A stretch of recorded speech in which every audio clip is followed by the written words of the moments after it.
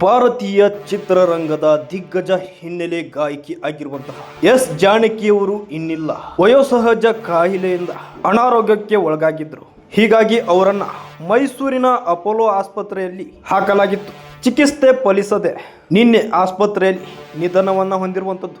ಇವರಿಗೆ 88 ವರ್ಷ ವಯಸ್ಸಾಗಿತ್ತು. 6 ದಶಕಗಳ ಕಾಲ 17 ಭಾಷೆಗಳಲ್ಲಿ 48,000ಕ್ಕೂ ಹೆಚ್ಚು ಹಾಡುಗಳನ್ನು ಹಾಡಿ ಕನ್ನಡ ಹಾಗೂ ಭಾರತೀಯ ಸಂಗೀತ ಲೋಕಕ್ಕೆ ಅಪಾರ ಕೊಡುಗೆಯನ್ನು ನೀಡಿದ್ದಾರೆ. ಇದೀಗ ಅವರ ಅಗಲಿಕೆಯಿಂದ ಸಂಗೀತ ಲೋಕಕ್ಕೆ ಮೌನ ಆವರಿಸಿದೆ. ಅಭಿಮಾನಿಗಳಿಗೂ ಕೂಡ ಸಾಕಷ್ಟು ನೋವಾಗಿದೆ.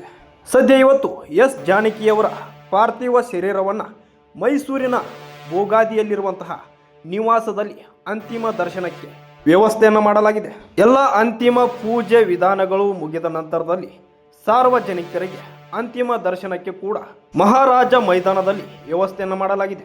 ಇನ್ನು ಎಸ್ ಜಾನಕಿಯವರ ಅಂತಿಮ ವಿಧಿ ವಿಧಾನಗಳನ್ನು ಮೊಮ್ಮಗಳು ಆಗಿರುವಂತಹ ಅಪ್ಸರಾ ಅವರು ನಡೆಸಲಿದ್ದಾರೆ. ತೆಲುಗು ಬ್ರಾಹ್ಮಣ ಸಂಪ್ರದಾಯದಂತೆ ಅಂತ್ಯ ಸಂಸ್ಕಾರಕ್ಕೆ ಸಿದ್ಧತೆಗಳನ್ನು ಮಾಡಿಕೊಳ್ಳಲಾಗಿದೆ.